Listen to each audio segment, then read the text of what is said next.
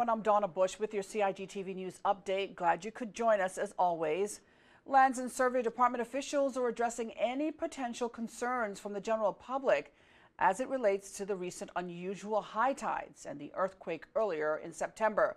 They say they're conducting more detailed investigations as a result of the recent events, and if sudden and unexpected tectonic plate movements were to occur, such as what happens after an earthquake, they would be detected in one or all of the continuously operating reference stations across the 3 Cayman Islands. As it relates to the rise in tides, they say while the water level at high tide has been increasing, there's no noticeable upward and downward movement in the landmass of either Grand Cayman or the sister islands. Now, Lands and Survey is also undertaking a reassessment of a mean sea level and has installed 5 tide meters throughout Grand Cayman and the sister islands. The long-term project is close to completion, but no results are available as yet. Meantime, those tide gauges will compare recent high tides with data from previous years. Also, Lands and Survey will continue to monitor, they say, both sea level and land mass as part of its ongoing responsibilities. Well, 25 students are the first group to be accepted into the new School of Hospitality Studies.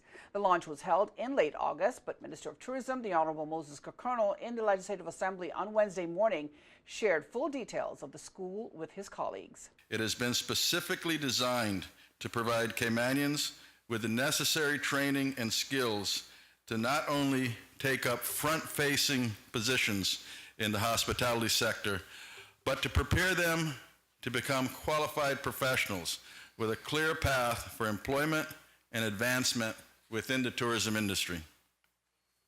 Madam Speaker, tourism is vital to our economic well-being and has the ability to greatly impact the daily lives of our people. To understand just how profound a role it can play, we must be mindful that the hospitality sector is comprised of more than waiters, waitresses serving in restaurants, front office staff at hotel reception desks, and taxi drivers, tour operators, and housekeepers. Madam Speaker, as with every type of business, the hospitality sector does have lower waged positions, but it also has a large number of highly paid, highly skilled roles which are filled by highly qualified professionals.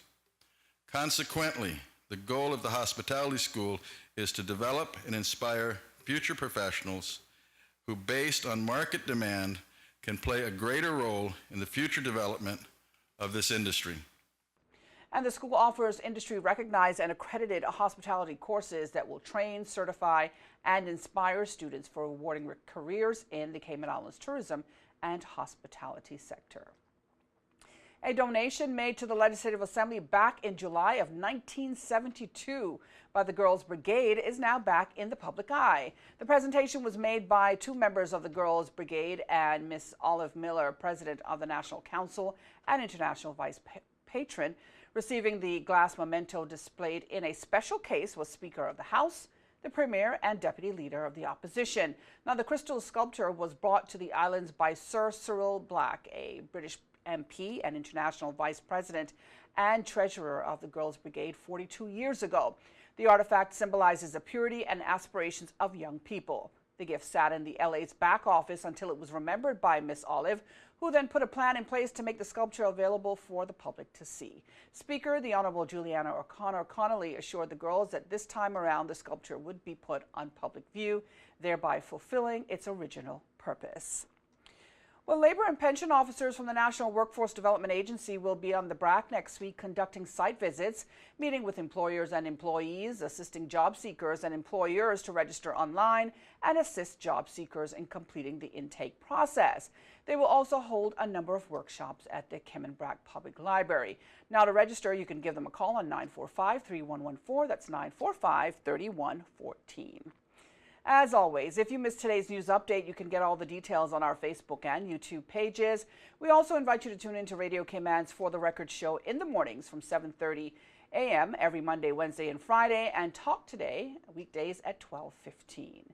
I'm Donna Bush. As always, thank you for joining us. Wishing you a wonderful evening and inviting you back here again.